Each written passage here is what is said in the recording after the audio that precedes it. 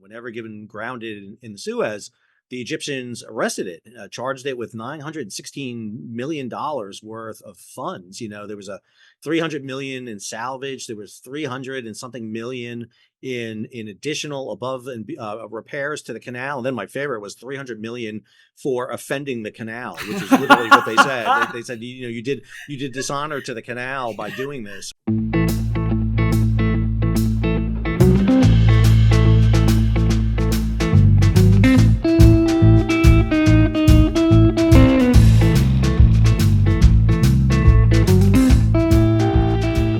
Scuttlebutt, the official podcast of the National Museum of the Surface Navy in affiliation with the Surface Navy Association's Battleship, Iowa chapter, coming to you from the Associated Foundation's Training Center aboard Battleship, Iowa.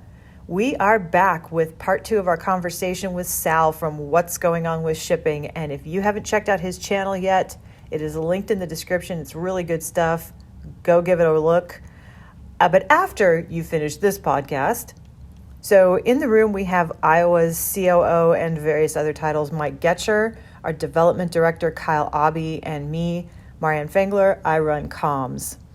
We left off with Sal talking about maritime law. Let's get back into it.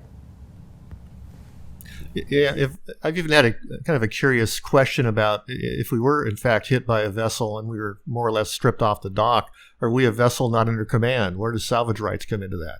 And plus, the contract with the Navy is really unique.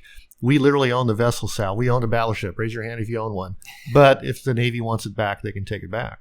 Oh yeah, well, that's the Navy provision on all the ships. I mean, that's the same thing. I remember being at a conference, maritime history conference, where they talked about that. They have no overview of the ships, but we have the right to remove, take them back at any moment. What's interesting too is they've stepped away from the liability as well, because they used to have an inspection process, which really didn't help all that much. It was a little bit helpful at times, but they've even backed away from that. So they don't have any direct ties. They don't want to get in trouble. The Navy doesn't want to get in trouble with these. That's all there is to it. Well, I mean, then, ships have unique distinctions under maritime law. You can arrest a ship. And so, Sure. The ship can be held liable for all the costs associated with it. That's what happened to Ever Given. When Ever Given grounded in the Suez, the Egyptians arrested it, charged it with $916 million worth of funds. There was a 300 million in salvage. There was 300 and something million in additional above and repairs to the canal. And then my favorite was 300 million for offending the canal, which is literally what they said. They said, you did dishonor to the canal by doing this, which was the best. That was the best one. It was absolutely just perfect. Yeah. You've offended me. Sal, interestingly too, because of the DALI incident, we've reached out to a couple of maritime attorneys who are local. We have connections in LA.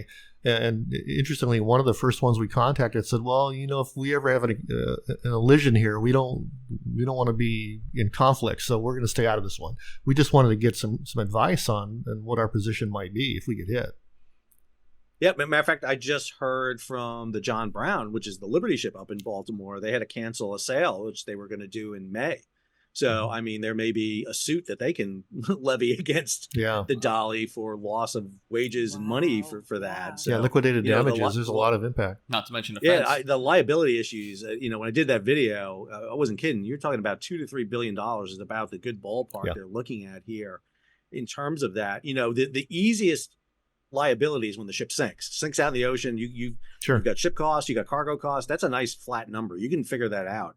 It is the unintended consequences of events with shipping that has it. Whenever Given had the grounding, I remember talking to an insurance guy. It's like, well, we worst cased a scenario where a container ship ran into a passenger ship. And, we had all the liability from that. And we figured that's the worst case liability we could ever come to, where, thousands died. You lost 2 ships. That was the worst case. And then they said Ever Given happened. It's like, nope, this is the worst case, because we delayed 400 ships. And everyone who had goods on all those ships were suing. I mean, they're still litigating this. It's 3 years later, and the litigation isn't even close to being done. Yeah, that's crazy. Liquidated damages. It's the unintended consequences. Plus the offense. Right. Out of the offense. I got to thinking about something coming in here this morning about how disconnected the population in general is from shipping. I mean, shipping is something that has been going on, you talk about maritime archaeology.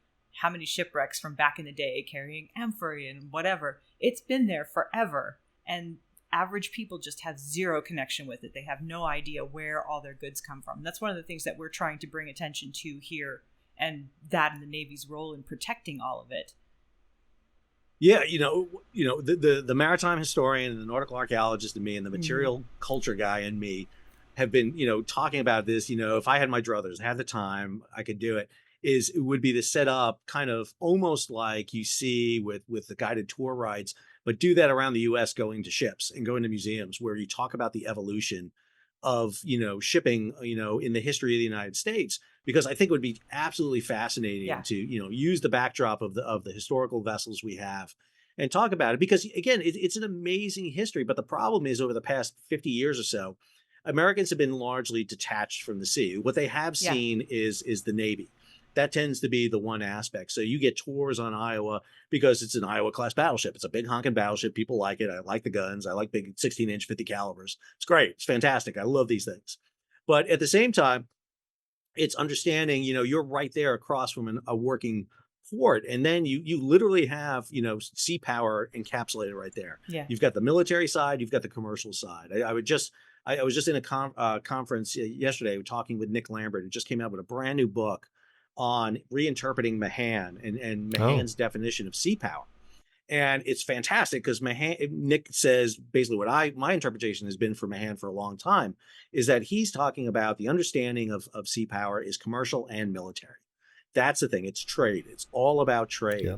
And in many ways, what Iowa and the class were created to do was ensure the free trade of the United States, was to ensure that the U.S. could move its goods around because the Japanese were creating a closed environment in which they were going to operate. And, that's the key. And how do you educate people on that? Well, museum ships are great. Online programs are great. But, one of the things that I think people learn more than anything else, this Friday, I'm taking my Civil War class to a Civil War battlefield near me. Nice. Because the way you learn is by going out and seeing and touching the ground, or going to a ship. I could take you out in a boat and go teach you the Battle of the Philippine Sea, but it doesn't really matter. You're in a boat. Water looks the same everywhere. It doesn't matter where I go. But if you do it from the deck of Iowa and talk about Philippine Sea, you can do that right there because that ship was in it. It was there. And I think that's a really important aspect. And I think we don't do a good enough job. I always talk about this. We don't do a good enough job educating people in maritime history or using the resources we have, whether it's a battleship like yours or it's the underwater wrecks up in Lake Huron off of the Noah Sanctuary in Alpena, which are absolutely fantastic to look at because they're perfectly preserved because it's fresh water. And you can literally see a wooden sailing ship from the 1850s sunk with a mast still standing up. It's incredible. You have to go to the Black Sea to see something like that. And the more we do to integrate those programs together and literally create the tour route of people so that they can go from different places. They can go to the Monitor at Mariners Museum. They can go to the Baltimore, go up in the Baltimore and go see Constellation, the last wooden sailing vessel built for the U.S. Navy. Go to Philadelphia and go see Olympia. Go to Los Angeles, see Iowa. Go up to San Francisco, go see Jeremiah O'Brien. These are the things that I think would be fantastic, and have them linked together into a program. And again, this is me just dreaming about these things. Yeah, that's awesome. I love that. You're speaking our language too, the whole freedom of the seas thing. And of course, the National Museum of the Surface Navy is really born of the fact that essentially the largest community in the Navy did not have its own museum. We kind of stumbled into this, but this is critical. We're going to open it in 2025, the initial portion of that, which is the 250th anniversary of the beginning of the U.S. Navy. And if you think about it, what has really changed in 250 years? We're still fighting pirates. We're still dealing with everything else. The freedom of the seas is still a legitimate discussion. Hey, before DALI has its incident, one of my features have been almost continually talking about the Red Sea and highlighting destroyers like Mason and Carney and Gravely and Laboon and all the ones that are there. And basically, doing an anti-piracy mission because the Houthis are not a state actor. They're not a state actor. They're not Yemen. They're a faction. This is Barbary pirates, Yeah. And again, where does the U.S. Navy start? Well, Ian Toll, 6 frigates, Constellation, Constitution, up in Boston. That's where it starts. It's a defend commerce Right. mission. And, the Navy Surface Warfare Group is embracing this right now. They're looking at this, I get a little hard on the Navy at times because they're not talking about this enough, in my opinion. I think they need to be talking more about it, because they're out there every day shooting down drones, shooting down missiles, really emphasizing it so that when they make an argument down the future for new service combatants, this should be their role model, because what we're going to see is a proliferation of this. We're going to see piracy proliferate like the Houthi with drones, with missiles, with ballistic missiles. As long as there are actors who want to cause problems, we're going to have it. We have lived under freedom of the sea since post World War II. I mean, there's been that concept, and everyone has benefited from that. We have made shipping so inexpensive that you can move goods around the planet. And since 1945, there's been very few impediments to that. They've been isolated. We've seen them. We've had issues with it, but nothing large scale. Now we're, for the first time, I would argue, we're seeing disruptions on a global scale of shipping. COVID was the first one, and now we're seeing it in the Black Sea between Russia and Ukraine.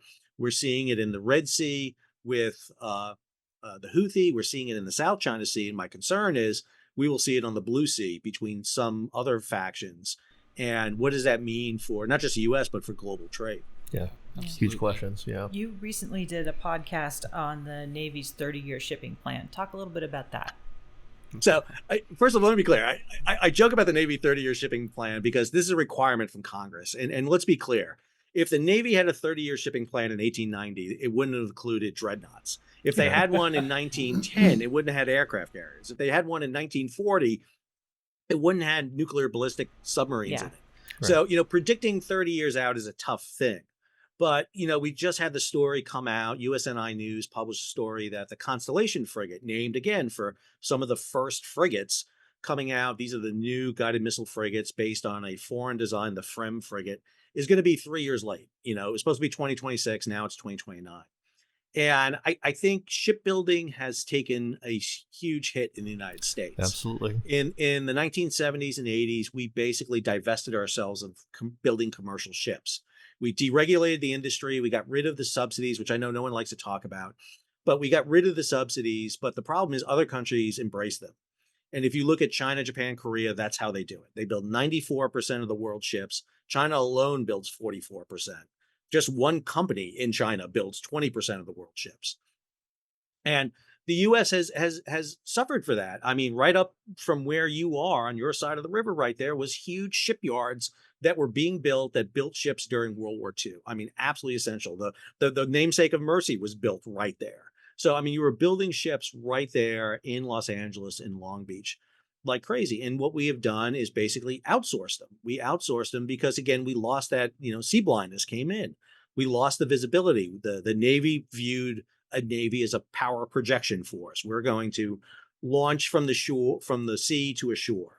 Did it in Korea, did it in Vietnam, did it in the Persian Gulf War, did it in Iraq, did it in Afghanistan. Well, today the challenge is what you're seeing in the Red Sea and the Black Sea.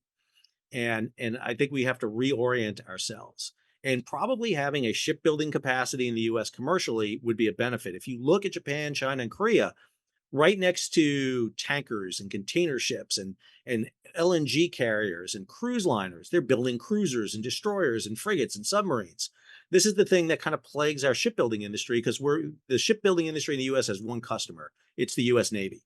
And when you have one customer, you have to kind of do what that customer wants. And I think we really need to take a moment and take a look at, prior to World War II, what led you to Iowa and the Iowa class battleships. The reason you build those battleships is because the U.S. passes the Merchant Marine Act of 1936, which tries to restart shipbuilding in the United States. When commercial companies didn't have the money or resources, the U.S. began a government program. We built 50 ships in a year, and the plan was to build 500 ships across 10 years. And in Newport News Shipyard, they built the very first ship in that program was SS America, big, huge cruise liner. And down the way in Newport News went that. And right behind her on the way went Indiana Battleship, then the Yorktown CB-10, which is in Charleston right now. And, the Two Ocean Navy Act of 1940, which brings you Iowa, would have been completely unsuccessful if you didn't have the shipyards up and running building commercial vessels. Because what they did is transition to building Navy vessels, and then they broke off little pieces, little baby shipyards off from each other to build it. So Newport News built a yard in Wilmington, North Carolina, and they build Liberty ships down there. Zebulon Vance, very first Liberty ship, comes down the ways on December 6th of 1941, very apropos day. Yeah, again, you're speaking the same language that we do here. Yeah, I did one of my roles is the preservation committee chair for Historic Naval Ships Association, just taking care of the museum ships across the nation, just making presentations. I did a presentation this last year at the conference, and it just discussing where could we actually dry dock an Iowa class vessel. There are only 3 docks in the western half of the nation that can hold her, and 2 of them are owned by the Navy. One's in Pearl, which doesn't even have a commercial connection anymore. The other one's in Puget Sound, which has nose-to-tail Navy work. And the other one is a commercial dock in Portland, where I have to get her across the bar. It's a pretty big discussion. And then we have friends down at Lytton Ingalls, and they have, I think, a $35 billion backlog of Navy vessel construction. And they can't find enough people to help build them. They're really out of people. Yeah, I mean, the shipbuilding issue is big. You look at the West Coast, go look at Vigor in Oregon. I mean, you see that yard jammed. It's jammed right now. So, there's criticism of U.S. commercial carriers going to China to get ship repairs done. They can't get into U.S. yards because the U.S. yards are so busy with government contracts. And if I'm Matson, or if I'm Pasha, or if I'm one of the big commercial shippers in the United States, I need a guarantee from a shipyard. I'm going to bring my ship in on day 1. I need to have it out on day 30. If you can't meet that schedule, I got to go somewhere else, because I need ship on day 31 to go load in Long Beach, and I need to go. I don't have time to mess around. I rather pay the 50% tax on doing it overseas. And if I'm going to go overseas, China's going to be the cheapest, because China labor is the cheapest, steel's the cheapest. Everything is subsidized. It's either direct or indirect subsidies. And by the way, we're letting China basically play on ships that we're going to need in case of a war. So, when we start talking about these ideas about, well, has something happened to a ship? Is there a potential for some sort of sabotage of some kind? Well, when a ship is dropped off in China, they require sometimes the crew to leave. And so we don't know what's being done in the control systems at times. Wow. So, this is a huge national security issue. And I'm a big advocate for the U.S. Merchant Marine. But I think what we need to have is a discussion about reform, both on Navy shipbuilding and commercial shipbuilding. I'm not 100% we need to build, everything needs to be 100% shipped on U.S. flags. That's ridiculous. It's crazy. The world has changed. But we do need to have this kind of conversation. And one of the things I'm very optimistic about these days is that the Navy is coming around. They're really starting to realize that there is a connection between the two, the commercial side and the Navy side. Secretary Del Toro, Secretary of Navy, right now has really been advocating that a lot. Yeah.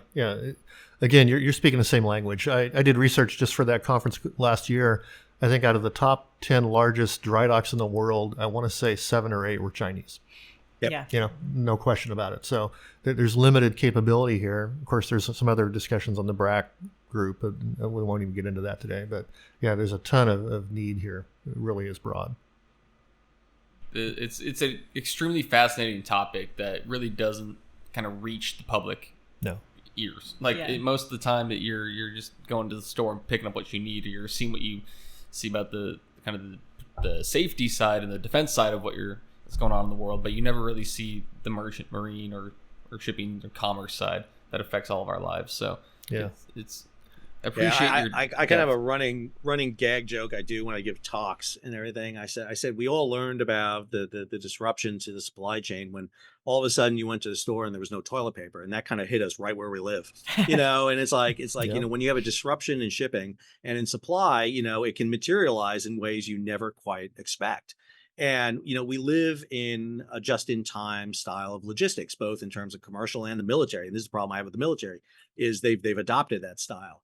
And it's very easy to disrupt, and the way we disrupted toilet paper is by everyone being at home. And because everybody was at home, they weren't using commercial toilet paper, and that created the imbalance. All of a sudden, I needed the 2-ply at home 24/7 versus maybe half the time that I need it. And that creates an imbalance. And what we see is it's very easy to throw off shipping. One of the things I think the Chinese have learned very, very, scientifically that they've been doing is if you look at the global supply chain, kind of like the circulatory system of your body, they've learned how to apply pressure at key little points that can cause, if I pinch your finger, it's okay. It's not significant, but if I do it long enough, you're going to lose the finger. Yep. If I cut blood off long enough, and they know that, and if you apply pressure at different areas, they realize that, and that's the danger of something like we're seeing right now with the Ukrainians versus the Russians. I mean, the fact that the Ukrainians have been able to drive the Russian Navy across the Black Sea by using nothing but Sea-Doos and drones. It's basically, let me repurpose some jet skis, and I'm going to drive off the Russian Navy. And then you see the Houthi, who have the backing of the Iranians and sophisticated weapons, and what they're able to do, and divert 50% of trade going through the Red Sea, the Bab el-Mandeb, and the Gulf of Aden. I think that's really significant. And again, the problem we have is we have a very small footprint of a Navy. Committing 4 destroyers and a carrier battle group to the Red Sea that's not a long-term solution. That's going to be a problem. We're not going to be able to maintain that. Yeah, very taxing. You get it. Yeah, and it's going to wear them out, and it becomes a big problem because, one of the things we learned from piracy back in the day of sail is you have to apply not just military force, but also that political force. Right. So you have to give them a way out. And so, but the way you get a better deal is by applying military force. Yeah.